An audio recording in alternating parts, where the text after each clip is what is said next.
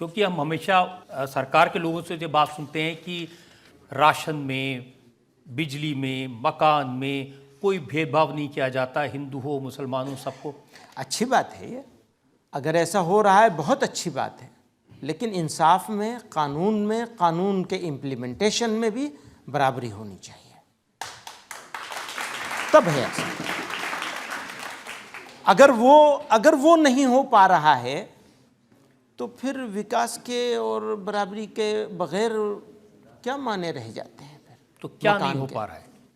इंसाफ, कानून, इम्प्लीमेंटेशन उसका, और लोगों की इज्जत, ये 3-4 बहुत बड़ी और बहुत इंपॉर्टेंट चीज़ें हैं।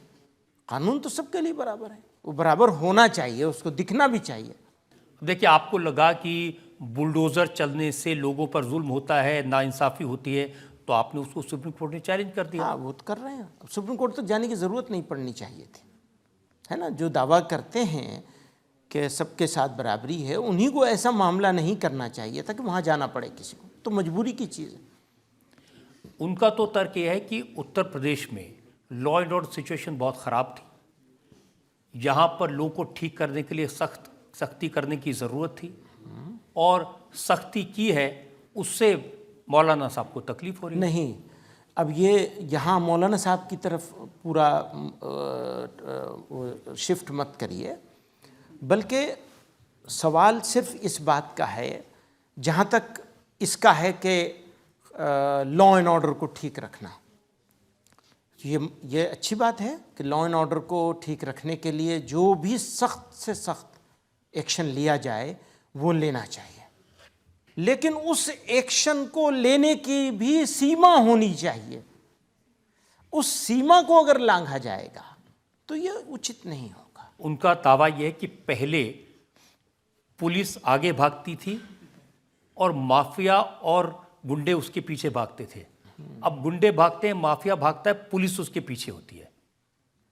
हो सकता है उनकी वो बात सही भी हो, मैं उस पर्टिकुलर बात पर नहीं जाना चाहता हूँ, मैं सिर्फ उस बात पर जाना चाहता हूँ कि इम्प्लीमेंटेशन सबके लिए बराबर और एक जैसा होना चाहिए, गलत तरीके से नहीं होना चाहिए। लेकिन अगर आपके जैसे लोग किसी माफिया के खिलाफ एक्शन लिए जाने पर अगर ऑब्जेक्शन करेंगे, आप कहाँ ऑब्जेक्शन कर रहे हैं? एक्शन लेने जाने पर नहीं कर रहे हैं, सीमा लांघने पर कर रहे हैं। यहाँ सिर्फ माफिया की बात नहीं है, कॉमन आदमी भी, अभी वो मुल्जिम है, मुजरिम नहीं है, कहीं किसी जगह से कन्विक्ट नहीं हुआ है। अच्छा, और एक बात और बताइए, मैंने जुर्म किया, सज़ा मेरे बूढ़े बाप को, माँ को मिल रही है, ये क्या बात हो गई? मैं एक एग्जांपल आपको देता हूँ। मुख्तार अंसारी, उनके खिलाफ तो बहुत सारे केसेस थे, पूरा उत्तर प्रदेश जानता है, बड़े गैंगस्टर थे, 63 क्रिमिनल केसेस थे उनके ऊपर, उसमें मर्डर के भी केसेस थे, और 8 केसेस में उनको कन्विक्शन हो चुका था। मुझे एक बात बताइए, आप पहले मेरी बात बता दीजिए ना जी। आपने वही तो, आपने मुख्तार अंसारी के बारे में कहा ये गरीबों के मसीहा हैं।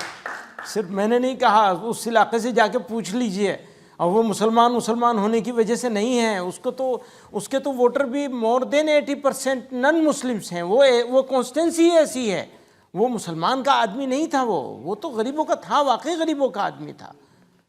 अब वो केसेस हैं, कितने में कन्विक्ट हुए हैं, अब वो भी यही कहता हूँ मैं कि मैं इसके ऊपर, मेरे पास भी कुछ रिसर्च है, जितना आपने रिसर्च पेश की है मेरे पास भी कुछ रिसर्च है, मैं उसको पेश कर दूंगा। बताइए मुझे, वो वाकई गरीबों का मसीहा था। आप क्या कह रहे हैं? आप कोई एक केस उनका ऐसा नहीं दिखा सकते हैं जिसमें किसी के मकान पे उन्होंने कब्जा किया हो, किसी के साथ ऐसा किया हो। मैं पूरे कॉन्फिडेंस के साथ कहता हूँ, मैं वापस लूँगा अपनी बात। उसको अभी जो उनके भाई पार्लियामेंट के मेंबर बने हैं, उस कॉन्स्टिट्यूंसी के तरह सिचुएशन को आप देख लीजिए, वहाँ से कोई मुसलमान बन के तो वैसे भी जीत नहीं सकता।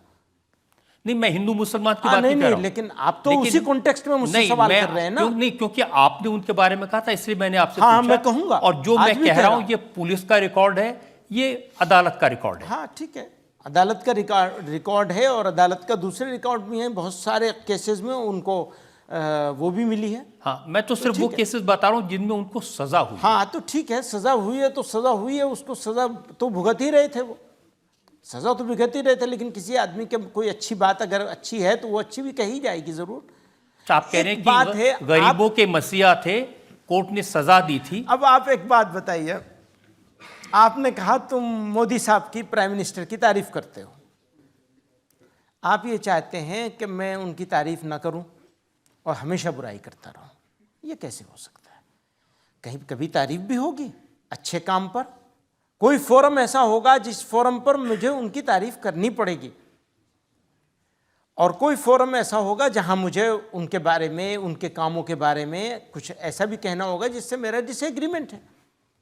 तो अलग अलग फोरम पर अलग अलग मौक़ों पर एक बात कही जाती है। वो गुजर गए, तो जब एक आदमी गुजर गया, मुख्तार अंसारी साहब के बारे में कह रहा हूँ, वो गुजर गए, तो उनकी ज़िंदगी के जो अच्छे पहलू हैं मुझे तो उन्हें बयान करना ही पड़ेगा। हमारे यहाँ तो वैसे भी ये कहा जाता है कि जो आदमी गुजर जाए उसकी अच्छाई ही बयान करनी चाहिए, बुराई नहीं बयान करनी चाहिए। जब वो जिंदा थे तब आपने उनके क्रिमिनल कभी तारीफ नहीं किया, कभी तारीफ था? नहीं की, कभी कोई तारीफ नहीं किया, कोई ज़रूरत नहीं थी उसकी। गुजर गए तो मुझे एक बात कहनी है, और इस बात को मैं ही नहीं कह रहा हूँ, वो पूरा इलाका कहता है। किसी से डिसएग्रीमेंट होने का मतलब ये नहीं कि वो टोटल बुरा हो गया, और किसी से एग्री होने का ये मतलब नहीं कि टोटल अच्छा हो गया। अच्छे काम भी होते हैं, बुरे काम, मेरे ही आपको 100 काम बुरे मिल देखिए, जाएंगे। ये तो एक केस है, लेकिन इसके अलावा उत्तर प्रदेश में माफिया के खिलाफ, गुंडों के खिलाफ एक्शन हुए, एनकाउंटर हुए, सिचुएशन बेटर हुई, इससे आप एग्री करते हैं? हाँ, मैं पार्शियली एग्री करता हूँ, बिल्कुल एग्री करता हूँ, एग्री करता हूँ। और अच्छे काम को अच्छे अंदाज से, अच्छाई के साथ लिया जाए और उसकी सीमा रहे। ये परसेप्शन नहीं जाना चाहिए कि ये किसी विशेष वर्ग के खिलाफ हो रहा है, न उस मुस्कुराहट से, न सवाल से, न सवाल के उस खास किस्म के जवाब से। तो बहुत अच्छी बात है, सबके लिए होना चाहिए। आपने बहुत अच्छी बात की, बहुत अच्छी बात की। पब्लिक में से सवाल ले सकते हैं? हाँ।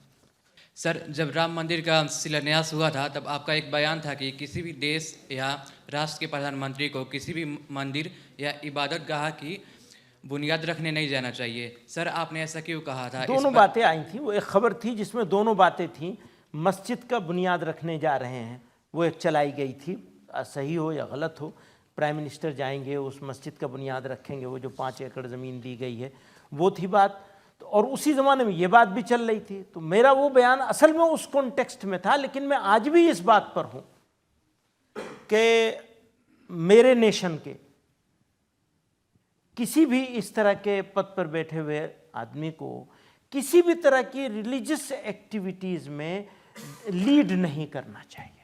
ये मेरी आज भी राय है, उस कॉन्टेक्स्ट में नहीं, बल्कि एक ये जनरल ओपिनियन है, और मैं इस पर आज भी आपके बीच में मौजूद हूँ। एक वो बयान दूसरे कॉन्टेक्स्ट में था, लेकिन उसके बावजूद भी मैं ये बात कहता हूँ कि किसी भी रिलीजियस चीज़ को लीड हमारे मुल्क में नहीं हो, इस तरह के पद पे बैठे हुए लोगों को नहीं करना चाहिए।